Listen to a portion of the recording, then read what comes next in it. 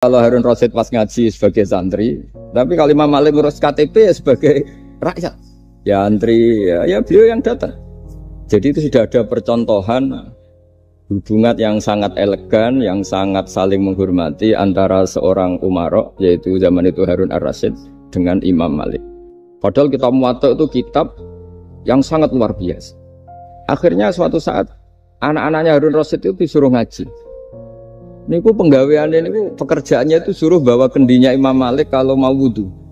Pernah suatu saat Imam Malik wudu, yang mengucurkan air itu putranya Harun Ar-Rasyid. Hanya dikucurkan ketika basuh wajah dan tangan. Pas Harun Rasyid lewat, dinasihati juga. Halla ghusal taqodamaihi. Harusnya kamu tidak hanya mengucurkan untuk wajahnya, juga untuk kakinya. Padahal itu anak seorang presiden. Jadi betapa dulu itu harkat dan martabat ilmu itu sangat dihormati. Nah, kenapa demikian? Karena ilmu ini yang membentuk sebuah bangsa. Jadi kalau kita berpikir jernih ya, oke, kita ada BNN ya, polisi yang nangani narkoba, terus ada beberapa jabatan atau institusi negara yang bisa mengawal kecurangan, misalnya ada KPK, ada BPK dan sebagainya. Tapi tanpa masyarakat dibentuk kiai dan dibentuk norma-norma agama, itu capek. Mayoritas orang tidak mencuri, itu ya barokahnya dididik. Kalau mencuri itu dosa, kalau nanti masuk neraka. Sebelum ada KPK dan BPK, itu orang tidak nyuri ya sudah banyak. Karena memang nggak nyurinya itu faktor agama, bukan karena takut KPK. Artinya tanpa agama, tanpa nilai-nilai norma, itu nggak bisa kebayang Indonesia. Karena orang nanti nggak maksiatnya atau nggak salahnya itu takut aparat, bukan takut Tuhan. Makanya kalau guyonan anekdot khas itu, ada orang melanggar rambu-rambu, ketangkep polisi. Kamu tidak tahu kalau ini larangan? Ya tahu Pak. Kenapa tetap melanggar? Karena tidak tahu Bapak di sini. Itu menunjuk polisinya. Itu khas Indonesia. Jadi kalau nggak melanggar itu karena takut aparat, bukan karena kesadaran hukum. Tapi kalau urusan rambu-rambu itu seperti itu. Tapi kalau urusan orang tidak zina, tidak maling, tidak korupsi, itu hampir mayoritas orang Indonesia itu karena takut azab Allah atau takut dosa. Sehingga di desa terbelakang yang enggak terjangkau polisi atau di daerah-daerah yang sangat terpencil, itu perilaku leluhur, yaitu tidak nyuri, tidak zina, tidak apa, itu ya tetap jalan. Karena mereka memang dididik oleh agama. Sehingga keinginan kita terbesar adalah bahwa sesuai konsep Imam Ghazali, al-ulama wal umara tau'amani. Jadi ada sinergi lah antara ulama dan umara. Dulu biasa raja-raja itu ngaji sama ulama. Tapi ulama juga biasa antri di kerajaan untuk ngurus administrasi negara. Jadi beliau-beliau ya bisa sebagai rakyat, tapi juga sekaligus sebagai guru. Karena beliau-beliau ini orang-orang yang bisa menanggalkan egonya. Lalu kenapa kerajaan dulu itu begitu kuat? Ada contoh paling populer dalam mengelola negara, yaitu Umar bin Khattab. Itu Sayyidina Umar bin Khattab, itu bajunya, jubahnya itu ada 12 jahitan, saking jeleknya. Jadi saking jeleknya itu 12 jahitan. Ada pernah seorang kiai yang cerita, ketika Baitul Maqdis itu ditaklukkan oleh pasukan Umar, itu beliau harus naik unta dari Madinah sampai Yerusalem. Karena kerajaan yang ditaklukkan itu membayangkan Umar itu seorang presiden, seorang khalifah, pasti wah. Itu ternyata pas sampai gerbang Yerusalem itu Umar itu yang nuntun unta. Karena ketika unta itu hanya satu, sama pengawalnya bilang, saya mau naik unta asal gantian. Ya 2 kilo Umar naik, 2 kilo ajudannya yang naik, sampai Pak. Lepas mau pintu gerbang itu pas giliran Umar yang nuntun. Kata ajudannya, kali ini jenengan yang naik saja. Enggak, saya enggak mau bohong. Jadi yang disambut ya ajudannya. Karena ajudannya pakaiannya lebih bagus dan Umar pakai tadi jubah yang berjahit 12. Jadi betapa orang-orang dulu itu ketika jabat itu malah tasawuf. Karena tadi dipandu oleh agama. Setelah itu ada beberapa sahabat yang usul, ada pesta gitu karena ini hari kemenangan. Kata Sayyidina Umar, Inna Allaha ta'ala ayyara qauman faqala adhabtum thayyibatikum fi hayatikumud dunya wastamta'tum biha. Di antara kritik Allah kepada orang-orang yang enggak benar adalah jatah kenikmatan kamu sudah kamu habiskan di dunia, maka di akhirat sudah tidak ada jatah. Maka kata Umar, astabqi thayyibati, Jatah-jatah kenikmatan saya biarkan utuh, maka tidak saya nikmati sekarang. Nah makanya ini saya sekaligus minta sama BUMN, pokoknya gak usah ngundang saya ribet. Selain ribet ya soalnya ngaji saja. Saya ini jadi kiai itu ya bingung. Ya sering dihormati orang, dicucuk, kadang disangoni. Kalau kadang ya mikir nak jatah kontak terus piye. Makanya saya tuh ya sering ngebes, ya biasa saja hidup saya. Karena saya tidak ingin jatah saya ini habis. Tapi kadang-kadang orang itu ingin berlebihan menghormati kiai. Saya berkali-kali bilang, ketika ada orang menghormati saya itu yang repot saya. Yang menghormati benar karena menghormati kiai. Tapi kiainya yang masalah kan. Kalau tidak bisa ngelola hatinya jadi tamak, jadi gitu. Makanya ini kan ya sudah saya tetap sebagai kiai ngajarkan ikhlas. Makanya guyonan di kitab-kitab dulu kalau ada orang cantik sowan kiai itu kata kiainya, saya yang bingung. Kamu melihat saya ibadah, saya melihat kamu masalah. jadi tapi kalau kiainya agak soleh ya enak sama-sama seneng kan. Masalahnya kita ini soleh, paling enggak berusaha soleh.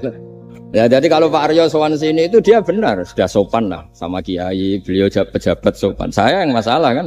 Misalnya saya ke Jakarta terus ingat Pak Aryo ingin difasilitasi, saya kan jadi repot. Makanya kemungkinannya kecil, kalau saya ke Jakarta tak hubungin itu kecil dan tidak perlu tersinggung. Saya selama ini ya sering ke Jakarta ya biasa. Saya hampir per 3 bulan atau 4 bulan datang ke pondoknya Pak Kures. Ya jarang hubungi pejabat. Ya sudah kalau mau ngaji aja. Nah kenapa saya menekankan ikhlas? Karena ini kan acara khataman. Di antara pokok dari ajaran Quran adalah wa ma umiru illa liya'budullaha mukhlishina lahuddin. Jadi kalau sudah berani beragama ya kita harus ikhlas. Dan saya berkali-kali bilang, ikhlas itu mudah. Harus dilatih. Saya berkali-kali memberi analogi itu gampang sekali. Lama sekali kita bilang kalau yang putih itu putih. Lama sekali kita bilang yang hitam itu hitam. Itu tidak ada yang gaji. Kenapa kita mengatakan tembok ini putih? Karena memang putih. Kenapa orang mengatakan peci itu hitam? Ya karena memang hitam itu tidak ada yang gaji dan semuanya ngomong seperti itu. Tapi pas Anda ngomong Allah itu Tuhan, minta masuk surga. Pas hubungan dengan Tuhan itu selalu tidak ikhlas. Padahal kita biasa ngomong hakikat ini ikhlas. Kita ngomong tembok ini putih ikhlas, ngomong peci hitam itu. Pas ngomong kalau Allah itu Tuhan, minta surga. Padahal bedanya apa? Hanya sama-sama ngomong mengatakan sesuatu yang nyata. Sehingga saya berkali-kali bilang dan ini akan saya kampanyakan sampai saya mati. Di antara gejolokan Allah sama orang soleh. Jadi orang soleh itu nanti juga digojlok sama Allah. Kenapa kamu nyembah saya? Karena saya ingin masuk surga ya Allah. Yang satu ditanya, kenapa kamu nyembah saya? Karena saya takut neraka ya Allah. Berarti kalau saya ada bikin surga, ada bikin neraka, kamu tidak nyembah saya. Ya udah gitu Gusti tempat nyembah jenengan. Tapi kadung keliwat alasannya itu. Makanya saya itu tidak pernah bilang ke anak saya gini. Kamu harus syukur karena bapak dapat pekerjaan. Tidak pernah saya. Kamu harus syukur bapak punya uang. Tidak pernah. Nanti syukurnya nunggu bapak punya uang. Kalau nggak punya uang nggak bapak ribet. Maka ini yang bupati, yang pejabat tidak usah syukuran. Syukuran bapak naik pangkat, bapak direktur BUMN. Nanti kalau enggak sudah pensiun sudah syukurnya hilang. Nah karena ini kan ngaji sama kiai ya saya ajarkan khas kiai. Saya sampai sekarang ya tidak nikmati kebesaran nama saya atau apa. Karena tadi memang harus dilatih.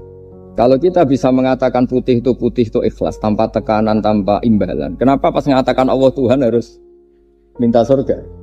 Padahal Allah itu tetap Tuhan meskipun tidak menciptakan surga dan nah dari pemahaman seperti ini, para mufassir itu tahu kualitas kalimat fattaquni ya ulil albab. Takutlah kepada saya. Jadi kualitas kata fattaqun naro sama fattaquni itu bagi orang-orang hakikat lebih takut kalimat fattaquni. Kata orang-orang tasawuf neraka itu nanti, itu pun kita tidak mesti masuk. Tapi kalau Allah sekarang pun sudah ada. Jadi kalau cara berpikir orang tasawuf gini, ini karena Pak Bima mesti gak pernah belajar tasawuf, karena belajarnya nyari uang. Jadi makanya ini tak ajari cari tasawuf. Tadi sudah tak gojlok, harus ngapalkan Quran katanya. Kalau cara berpikir tasawuf itu gini, surga dan neraka itu muajjalah, itu nanti. Kamu nyembah Allah ingin masuk surga. Takut menghindari maksiat atau takut sehingga tidak maksiat karena takut neraka. Dan surga itu simbol ridhonya, neraka simbol bencinya, sustunya Allah. Terus kata orang-orang tasawuf cara berpikir Allah itu sudah ada sekarang. Mulai dulu sampai sekarang Allah sudah ada. Kalau Allah sudah ada berarti Allah sekarang ya bisa berstatus ridho ke kamu atau berstatus benci ke kamu. Kenapa takutnya nanti? Wong Allahnya sekarang kok takutnya? Ya sekarang juga. Kamu harus amal tuh nakdan. Nakdan tuh cash. Allahnya ada sekarang, ya ibadahnya harus ada sekarang. Makanya kata orang-orang tasawuf, andaikan Allah tidak bikin surga atau neraka, ya saya tetap nyembah karena surga itu simbol ridhonya. Bahwa surga itu nyata ada, ya nyata ada. Dengan segala fasilitasnya itu nyata. Tapi bahwa surga itu tetap kamu masuk surga karena cari ridhonya Allah. Kalau Allahnya sudah ada, berarti ridhonya sekarang sudah ada. Harus kamu cari sekarang, jangan nanti. Sehingga kadang-kadang orang yang ingin masuk surga itu ya kelasnya kelas amatir. Masyhur itu. Ada seorang wali masuk surga ketemu Allah ditanya. Karena wali ini biasa mensyafaati murid-muridnya. Ya Allah, kenapa murid-murid saya tidak kelihatan sowan jenengan? Murid-murid kamu ingin masuk surga karena ingin makan enak, punya bidadari cantik-cantik itu di sana. Tapi mereka lupa saya. Jadi akhirnya di surga tapi nggak ketemu Tuhan. Karena inginnya ya sudah trauma punya istri jelek, cerewet. Banyak loh orang yang masuk surga itu yang agak kacau. Enak sudah surga, nanti di sana nggak usah sholat, nggak usah puasa. Jadi sholat yang sekarang udah gak problem. Jadi banyak itu orang-orang Islam yang Islamnya mungkin imannya amatiran. Wah enak masuk surga, nggak ada subuh lagi, nggak ada puasa, bebas. Oh, itu kan kurang ajar betul. Jadi ibadah itu dianggap problem. Bandingkan di cerita dunia wali itu ada wali bertanya gini, ya Allah apa di surga itu ada sholat? Ditanya sama Allah, kenapa kamu tanya gitu? Kalau tidak ada sholat mendingan saya tidak di surga. Dia tidak bisa membayangkan ada kenikmatan di atas sholat.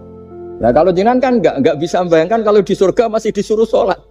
Sampai sekarang aja kita tahu berhentinya sholat itu kapan. Kalau sampean tanya gitu, kalau ingin berhenti sholat nggak wajib, majnun. Jadi orang gila langsung nggak wajib. Jadi artinya harus dilatih ilmu-ilmu tasawuf seperti ini supaya hidup itu nyaman. Hidup itu nyaman. Dulu Pak Imam ini ada Pak PJ Rembang. Itu dulu ada seorang raja didatangi ulama. Gimana cara saya tidak nikmati jadi seorang raja? Ulama itu nasihatinya gampang. Dia omongin gini Pak Aryo. Pak Raja, kalau kamu di Sahara, di padang Sahara, kemudian Anda kehausan. Kalau tidak minum satu gelas air, Anda mati. Apakah? Terus kemudian yang punya air bilang gini, kamu tak kasih air, tapi syaratnya kerajaannya kasihkan saya. Kamu kasihkan apa milih mati? Wah ya milih dikasih air. Mendingan nggak jadi raja tapi hidup. Terus la tafrah bimulkin la yusawi kak samain. Kamu jangan bangga dengan satu kekuasaan, dengan satu kerajaan yang nilainya sama dengan segelas air. Akhirnya dia terjadi raja yang soleh karena ternyata apa? La yusawi kak samain, tidak sama atau ya nilainya itu masih kita yang rakyat yang tidak jabat. Misalnya masyarakat, itu ya harus berpikir gitu. Orang nggak jadi bupati tetap hidup, nggak jadi pegawai BUMN tetap hidup. Tapi kalau nggak minum air itu mati. Dan rata-rata rakyat itu bisa minum air. Artinya apa? Kita dan mereka itu sama-sama punya nikmat yang pokok, yaitu sadur rumpi, nikmat yang bisa mempertahankan kehidupan. Jadi nikmat selain itu tidak pokok. Sehingga orang itu bisa jadi wali. Jadi ini resep jadi wali. Jadi wali itu udah harus tirakat dalail, terus gak pernah makan nasi itu enggak, itu keberatan. Jelas sebagai BUMN enggak mau itu, mesti enggak mau itu. Mesti enggak mau. Ya enggak mau ya enggak bakat. Jadi udah pasti enggak mau. Ini saya tahu banyak tentang beliau. Pak Aryo itu bin selamat. Dulu abahnya itu ditobatkan Gusmi, dimengertikan agama oleh Gusmi. Karena beliau ingin tetap mencintai kiai, korbannya saya karena Gus Mek meninggal, terus mahabbahnya diarahkan ke saya. Tapi saya berdoa supaya diarahkan ke banyak kiai lah, supaya saya tidak jadi objek sasaran. Nanti juga repot ini. Saya itu sering disewani orang dari Kalimantan, Sulawesi, saya ingin idolakan jenengan, saya ingin dekat dengan jangan. Ya sudah lah, pakai kiai lokal di sana aja. Jadi sampai tidak ganggu saya, terus kiai lokal di sana juga tidak mahjub oleh saya. Saya teruskan. Jadi dulu para raja itu dilatih oleh ulama, termasuk dilatih begitu. Kamu punya kamar 1000, kalau tidur per 5 menit ganti kamar. Karena eman sudah dibikin kok nggak dipakai. Nggak juga, punya kamar 1000 yang dipakai hanya satu. Ngapain punya 1000 yang dipakai hanya? Punya baju satu lemari yang dipakai hanya satu. Apa mentang-mentang bajunya 5 terus pakai rangkepan sampai 5. Punya mobil 5 yang dipakai ya. Jadi orang dulu itu dilatih sebegitu. Sehingga dulu itu tidak ada raja kecuali punya penasehat. Zaman belum Islam ada resi, kalau setelah Islam ada ulama.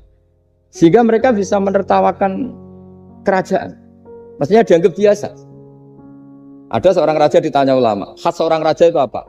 Merintah tidak bisa diperintah. Terus si ulama ini tiap pagi itu datang ke atas gunung, cari tempat paling tinggi terus mutolaah kitab. Setelah mutolaah kitab ya wasik ya, kayak saya kalau belajar ya asik. Ngalang-ngalain jagungan sama pegawai BUMN kalau saya sudah belajar. Terus dia bilang, enaknya apa jadi raja?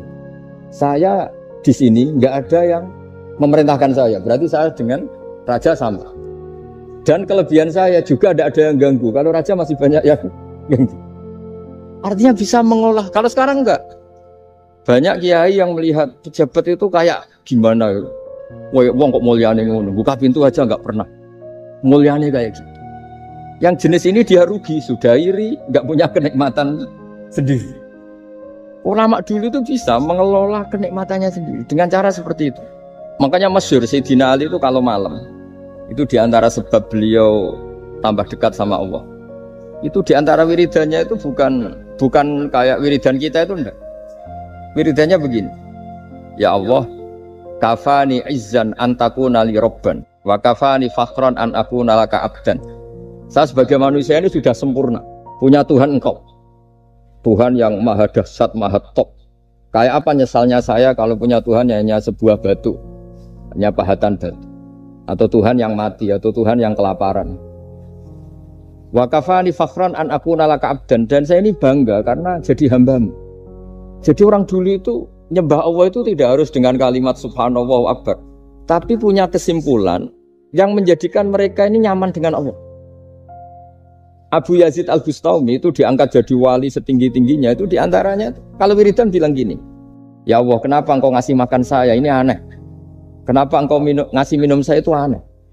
Di mana-mana orang memberi itu ada kepentingannya. Misalnya majikan bayari karyawan karena ada kepentingannya. Malah kalau di fikih itu agak absurd. Fikih itu hubungan suami istri itu agak kacau kalau dalam fikih. Lelaki itu tidak wajib nafkah istrinya kalau tidak ngasih. Jadi kayak agak-agak transaksi.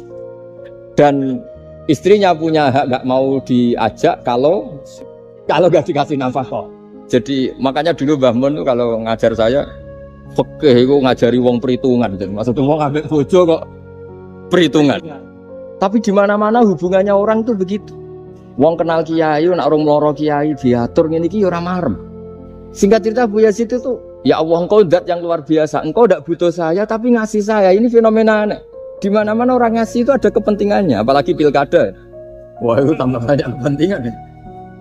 Artinya dia bisa mensifati Allah dengan cara yang enggak kebayang orang lain. Allah itu tidak butuh kita.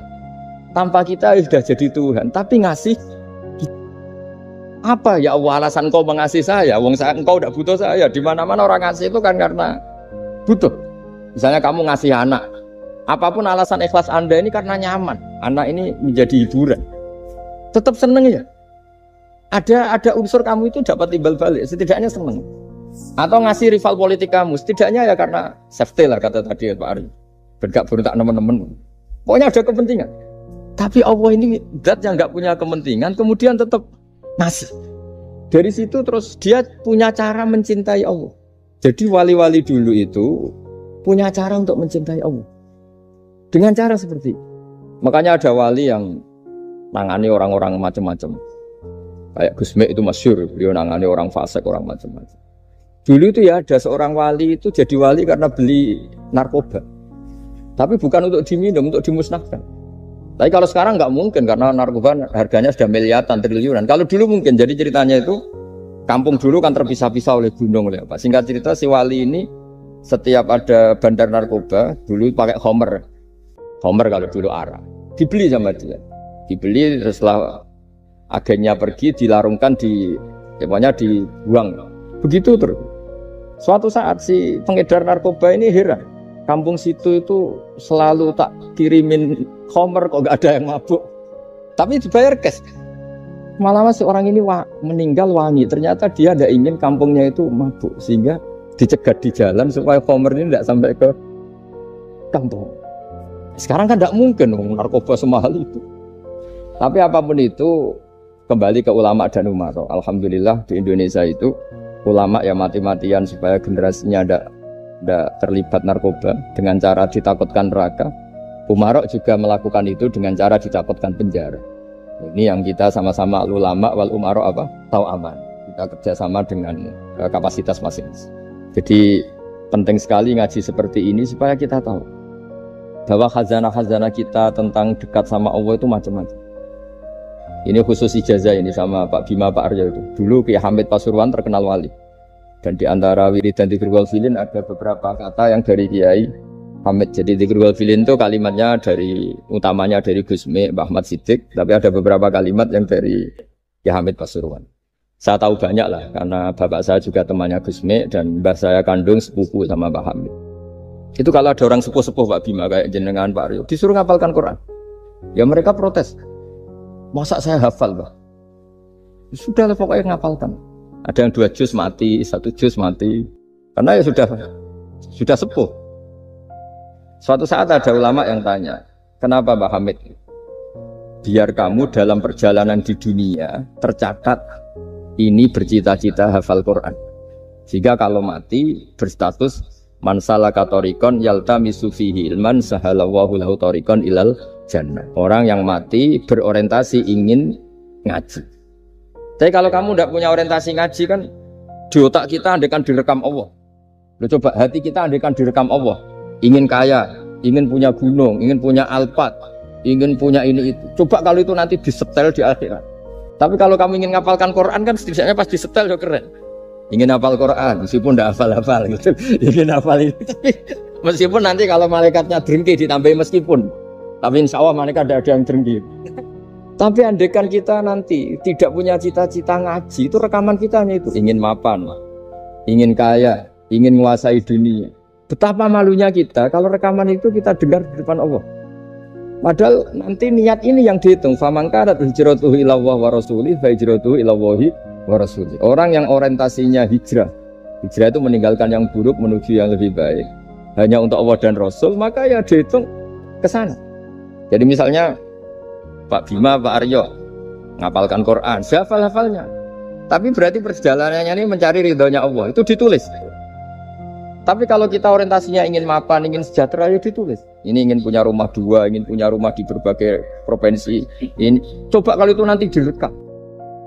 Terus ditanya Allah, inginnya kamu apa sih di dunia? Dan itu bisa menjadi status kita. Ngeri kan? Kita ketemu Allah dengan status tidak pencari Allah dan Rasul, tapi pencari kemapa? Itu cara Mbah Hamid untuk mendidik supaya orang itu orientasinya kepada Allah dan Rasul. Disuruh ngapalkan. Ini Pak Aryo cerita, bapaknya hanya disuruh ngapalkan apa? Rabbana dalam urusan. Itu semalam nggak hafal. Dan alhamdulillah nggak hafalnya ditiru anaknya. Susahnya kemarin pas ngaji sama saya di kamar saya, saya punya kantor di depan rumah saya. Ya nggak hafal. Bener-bener konsisten. Jadi dulu bapaknya itu ketemu Gus Mek di hotel, dia diajarin semalam nggak hafal. Akhirnya hafal. Ya tapi nunggu sekian tahun mungkin. Jadi yang penting. Jadi ulama dulu itu pinter cara menuntun umat menuju Allah dan Rasul. Diajarin. Akhirnya ada dzikrul ghafilin. Penting orang itu menuju Allah dan Rasul. Setidaknya kalau direkam itu nanti saya ingin ya Allah dapat ridhomu. Kalau malam ilahi anta matlubi. Ilahi anta maqsudi wa ridhoka matlubi. Meskipun semalam hanya dilafadzkan sekali, setidaknya Allah mencatat. Ya Allah, engkau yang kami cari. Ridhomu yang kami cari. Kalimat itu kalau terulang-ulang itu menjadi mental dan lama-lama jadi status. Daripada sebelum tidur, kapan ya sugih. Jare Pak Bima kapan gak jadi anak buah. Kok nanti yang menteri ya mikir, semoga gak kena reshuffle. Gitu terus pikirannya. Nah ini kan kalau ngaji saya menyinggung, yang salah ada saya, sing ngongkor ngaji sopo. Saya makanya saya santai saja.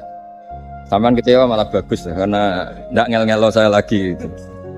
Saya dalam hal ini itu anut mazhabnya Imam Syafi'i. Imam Syafi'i itu saya punya kitab, namanya Diwanus Syafi'i. Itu kalau orang tidak senang itu paling bagus menurut saya. Pak Imam Syafi'i, separuh kampung tidak senang jenengan. Ya bagus lah, kalau nggak senang tidak akan utang duit, nggak pinjam mobil.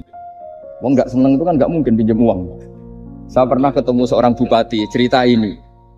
Perlu saya sebut, bupati aktif. Setelah saya cerita ini, Terus Gus saya ingin ketemu jenengan empat mata. Setelah ketemu saya lucu. Saya akan cerita. Di antara wasiat bapak saya itu unik banget. Ngelola wong gedeng enak. Sing ribet itu ngelola wong seneng. Jadi ngelola orang benci itu mudah. Yang ribet itu ngelola orang seneng. Itu mahal sekali. Itu dulu saya tidak paham. Barang kenal wong seneng ngel-ngelno. Nah sing ra seneng kan sudah selesai. Akhirnya Imam Syafi'i itu separuh kampung ini tidak seneng jenengan. Ya bagus. Mereka tidak akan utang saya, minta tolong saya. Artinya orang dulu itu jadi yang seneng dikelola untuk teman kebaikan, yang nggak seneng dianggap menjadi harga itu murah. Singkat cerita terus bupati ini datang ke saya cerita. Yang jelas nggak bupati Rembang, ada usah. Cerita di bawah beduk. Cerita. Iya Gus. Rival politik saya ketika saya kalahkan itu selesai. Tapi mitra politik nanti saya kira berper. Jadi orang dulu itu segampang itu ngelola kehidupan. Artinya yang seneng ya penting, kita butuh mitra. Yang gedeng ya nggak apa-apa lah. Barokahnya gedeng itu nggak ganggu Anda kan. Asal sing gedeng aja dukun santet ribet itu kalau nanti. Ketika Imam Syafi'i diceritain orang yang tadi nyium tangan jenengan, yang sama jenengan diluk hormat, di luar itu memaki-maki jenengan. Kata Imam Syafi'i, bagus lah. Berarti saya wibawa, di depan saya tidak berani. Jadi beliau seenteng itu melihat dunia. Jadi orang dulu itu makanya mereka gampang jadi wali karena radhiyallahu anhum wa radu. Jadi orang yang melihat Allah itu sudah ridho ya sudah. Nabi Musa itu kekasih Allah, kalimu. Itu orang Israel. Itu yang gedeng yang ngel-ngel, yang seneng yang ngel-ngel. Malah paling ribet kalau ngadepi orang Israel. Singkat cerita Nabi Musa itu bilang gini, ya Allah kasih saya ijazah. Yang dengan ijazah itu orang terbungkam semua tidak bisa ngeritik saya. Tidak bisa mencibir saya, tidak bisa ngata-ngatain saya. Jawabnya Allah itu lucu. Ya Musa, hadza syai'un lam asna'hu li nafsi, fa kaifa asna'hu bika. Aku pangeran sing salah paham akeh, pemen aku kuwi terima nabi. Aku iku pangeran sing salah paham mbek aku akeh. Jadi saya ini Tuhan. Yang cara pandang tentang saya keliru itu saja banyak, apalagi kamu. Mestinya saya yang terbebas dari disalahkan. Padahal Nabi Musa aku itu pangeran, ya darani anak di bojo, ono sing darani aku fakir, ono sing darani aku kikir, macam-macam. Orang Yahudi itu kalau rezekinya baru sempit itu bilang ini Tuhan kikir sekali. Sampai Allah qala alladziina qalu innallaha faqir. Pejabat juga gitu, kalau salah kebijakan juga dihujat. Ini tidak mensejahterakan rakyat. Itu kalau lapor Allah jawabannya gitu, kamu pejabat salah paham ribet, saya Tuhan saja disalahpahami. Jadi orang dulu itu segampang itu ngelola hubungan dekat dengan Allah. Jadi pakai ras. Tiga Kiai Hamid Pasuruan itu ijazah orang-orang sepuh, ada yang dikasih wiridan, disuruh ngafalkan nggak hafal. Nanti misalnya mati kok belum hafal, statusnya ini penghafal wiridan kan bagus. Daripada ngapalkan saya ingin punya rumah kayak yang di Singapura, berarti Anda menghafalkan bentuknya, pernak-perniknya. Bila perlu Anda menghafalkan nomor arsiteknya siapa. Masa Anda hafal tentang cari ridhonya Allah, hafal bangunan milik orang lain dan bayangkan punya. Kalau Anda mati pas seperti itu, berarti tujuan kamu ya untuk seperti itu. Itu famangka ada hijratu ila dunya yusibuha awim ro'atin yang kikuha fa hijratu ila ma hajaru ilaih. Jadi nanti kita mati itu distatuskan sesuai komitmen kita ingin apa. Itu status kita. Berarti kalau kita ingin punya rumah mewah kayak yang di Singapura, kayak yang di Amerika, kayak di Eropa, itu terekam di otak kita. Terus kita ngapalkan arsiteknya namanya siapa, itu di rumah mana. Terus kita angen-angen ada arsitek yang kita bawa ke sana supaya niru. Untuk kita loh, untuk pribadi. Nggak tahu saya kalau nanti untuk negara, nanti dibantah BUMN. Untuk negara gimana? Mungkin masih mendingan kalau untuk negara. Kalau untuk pribadi, singkat cerita akhirnya kiai-kiai dulu itu bikin gerakan hafal Quran. Sama orang-orang sepuh yang jelas secara lahir nggak akan. Tapi butuhnya adalah ini sudah punya perjalanan menuju ini. Menuju ini yang nanti menjadi status. Jadi misalnya Pak Imam ini PJ Rembang beberapa kali ngaji misalnya. Statusnya gitu. Ini ngaji sama Gus Baha, ini ngaji sama siapa. Ditulis dan itu statusnya karena keinginannya memahami itu. Ya dunia sambil lewat saja. Tapi kalau kebalikannya urusan dunia detail, arsiteknya siapa, bangunan gini habis berapa. Kalau kurs rupiah berapa untuk pribadi, itu detail.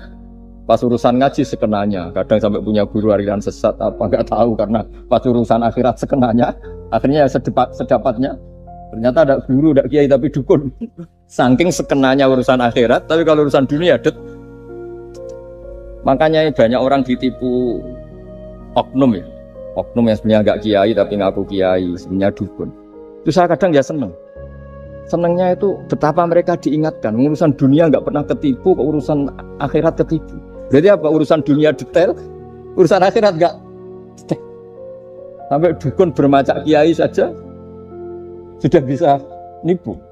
Sementara kontraktor asing yang mau nipu tidak bisa karena dia ngerti detail jejak rekamnya apa gitu. Tapi kalau nyari kiai sekenanya, ini tidak nyindir ngomong fakta. Ya, cobalah itu diangen-angen lagi. Terus ini yang terakhir, ini khusus pada teman-teman saudara-saudara kita yang nangani khatamannya Gusme. Saya tadi ngasih naskah ke Pak Aryo supaya sampai ke beliau-beliau. Saya yakin beliau-beliau sudah punya, tapi supaya ini tambah mantap bahwa kita saling menguatkan. Ini saya baca ya. Ini kitab yang dipakai referensi tim lajnah penerbitan mushaf Arab Saudi dan seluruh dunia, termasuk saya. Jadi tradisi khataman kita, tadi kan kita bicara khataman. Ya saya ulang lagi, tradisi khataman kita itu kan justru ditutup dengan wa ulaika humul muflihun ya. Jadi tidak minal jinnati wan nas, tapi diakhiri wa ulaika humul muflihun. Jadi khataman kita misalnya minal jinnati wan nas, biasanya yang baca Quran terus baca Fatihah, terus awal Baqarah sampai wa ulaika humul muflihun. Nah tujuannya adalah supaya kalau khatam itu memulai lagi. Ya kalau langsung an-nas minal jinnati wan nas berarti dia bangga dengan berakhirnya baca Quran. Pertanyaannya, dengan Anda ketemu Allah, seneng ya jagunganmu aku sebar. Betapa buruknya kita jadi hamba. Kayak kita dulu ketika ngaji. Nah baru hure ngajine wis bar. Berarti nganggep guru problem. Makanya bangsa Indonesia itu ya agak lambat pinter karena sekolah juga dianggap problem. Pas masuk merengut, waduh sekolah. Pas bubar menang, waduh enggak sekolah. Jangan-jangan kita sholat juga gitu, ono adzan, waduh wis adzan. Jadi ini belum makam wakuroto ini bis sholat. Padahal cirinya orang baik itu menikmati sholat. Ciri utama suka ilmu ya nikmati pelajaran. Enggak, ini pelajaran bareng guru. Waduh, udah gitu matematika lagi. Waduh. Nah, kita baca Quran harusnya asik. Karena di situ munajat sama Allah. Ketika selesai harusnya nyesal. Waduh, baru asik sama Allah kok sudah selesai. Dan Allah punya alasan untuk menyalahkan kita. Karena kita misalnya baru seneng-senengnya pacaran misalnya. Kan tidak mau akhir. Kenapa pas seneng Allah seneng berakhir? Nanti kalau kamu ditanyakan gitu tidak bisa jawab. Nah pakai analogi itu makanya jangan pernah merasa akhir kalau baca Quran. Minal jinnati wan nas, terus baca Fatihah, terus memulai lagi. Wa ulaika humul muflihun. Sebagai bukti ya Allah, ini khataman sementara. Tapi saya akan berlanjut lagi, terus dimulai betul. Jika ijazah kiai-kiai kuno kalau orang haji atau umroh itu supaya kuat haji lagi, kalau ijazah kiai kuno itu sederhana. Disuruh ngomong gini, Bah, ini saya mau pulang, nilai rumah. Nanti kesini lagi, udah ya gitu. Udah Pak. Jangan setelah selesai ibadah haji seneng karena mau pulang. Berarti ibadah dianggap problem, rumah dianggap segala-galanya. Jadi itu ada filosofinya. Nah, ternyata tradisi seperti itu mudawan. Mudawan itu dibukukan. Ya, saya baca ini di kitab Ghisun Naf'i, karangan Imam Waliwah As-Sofakusi. Saya baca saja. Nanti yang ngerti bahasa Arab biar diartikan sendiri, yang nggak ngerti nanti saya bantu. Takmilun. Nah, ini khusus para hafid tadi yang ikut khataman, mohon didengarkan. Takmilun. Fi masaila tata'allaku bil khotmi. Al-ula sabatan nasu anil maki min riwayatil bazi wa kumpul wa ghairihima annaman qara'a wa khotama ila akhirin nas qara'a al-fatihata ilal muflihun min awalil baqarah wa sa'al amalu bihada fi sa'iri biladil muslimin. Jadi mulai dulu kalau orang khataman itu ya An-Nas, Fatihah, terus wa ulaika humul muflihun. Dan cara seperti itu wasa al-amalu bihada visa iri biladil muslimin. Semua negara dunia ya sama seperti itu. Hanya tradisi yang dilakukan bapak saya sampai semua guru-guru kita, guru Quran, termasuk yang di Jantiko dulu, sama sih dulu namanya Jantiko, lama-lama mantap ya. Itu sudah benar itu. Jadi mungkin teman-teman sudah melakukan tapi nggak tahu filosofinya. Ini saya bantu, filosofinya adalah supaya kita tidak merasa mengakhiri baca Quran, tapi sekaligus memulai. Kalau nak kue niat ngakhiri tenan itu seakan-akan kan baca Quran itu problem. Terus ketika berakhir kita senang. Sholat juga gitu Pak Imam. Yang menjadikan umatnya Rasulullah SAW dijamin surga itu diantaranya cara sholat begini Pak Aryo. Saya hafal hadisnya itu. Absyiru ya ma'syaral muslimin. Ini kata Rasulullah. Hari ini Jibril muncul dan memberi satu pengumuman yang sangat menggembirakan. Apa itu?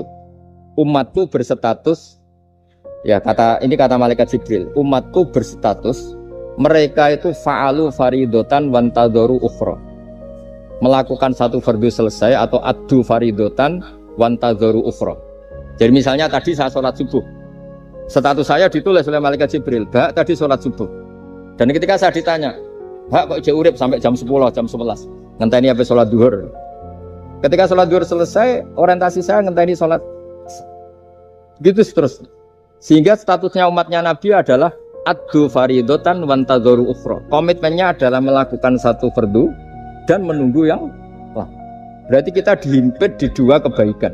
Kebaikan sudah kita lakukan dan kebaikan yang lain kita sekarang ngasih anak yatim.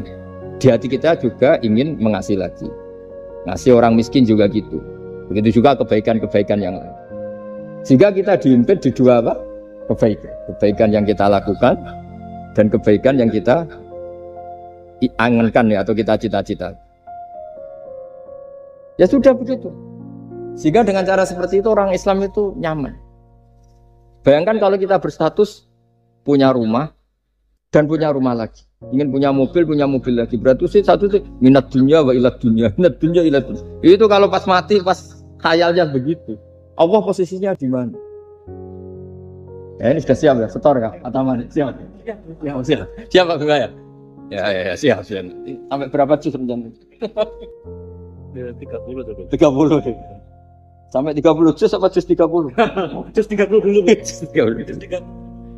Jadi sampai segitunya guru-guru kita memandu, makanya terus dilatih dzikrul ghafilin, dilatih apa supaya kalau kita biasa pergi kembali misalnya, rombongan kembali, mungkin kita istighfar. Buat sekali-kali rombongan datangin khataman Quran, datangin acara-acara, sehingga ada perbandingan. Nah, setidaknya saat kita salah itu tidak status, tapi zallah, bawaan manusia. Tapi status kita adalah faman kana hijratuhu ila Allahi wa rasulih fa hijratuhu ila Allahi wa rasulih. Nah, kemudian kenapa itu menjadi perilaku masif di seluruh dunia? Kalau khataman justru ditutup oleh awal Baqarah. Kan agak aneh khataman kok ditutup dengan permukaan atau permulaan. Ya. Itu terus beliau ini di beberapa kitab diterangkan anna rajulan qala ya Rasulullah ayul a'mali afdalu. Amal terbaik itu apa ya Rasulullah? Qal alaika bil halil murtahil. Terus wa ma halul murtahil? Qal sahibul qur'ani kullama khalla irtahala. Amal terbaik itu adalah amal setelah selesai ingin melakukan lagi. Apa itu? Orang yang menghafalkan Quran atau membaca Quran atau khataman Quran setelah selesai langsung dimulai lagi. Nah, ini di sini diartikan kullama faragha min khutmatin syara'a fi ukhra. Jadi satu khataman selesai kemudian lanjut. Ya kan kalau kita misalnya orang kaya ke Singapura wisata, kan langsung mungkin sudah punya brosur lagi, mungkin mau ke New Zealand atau kenapa pas urusan khataman enggak gitu. Jadi manusia itu yang benar gitu. Ya kira-kira gitu. Jadi ini teman-teman yang sedang khataman, bahwa perilaku Anda sudah benar. Memang mulai dulu zaman Rasulullah SAW sampai sekarang memang justru khataman itu ditutup dengan wa ulaika humul muflihun sebagai bentuk komitmen kita bahwa kita ingin memulai, bukan berakhir di situ. Saya kira demikian. Assalamualaikum warahmatullahi wabarakatuh.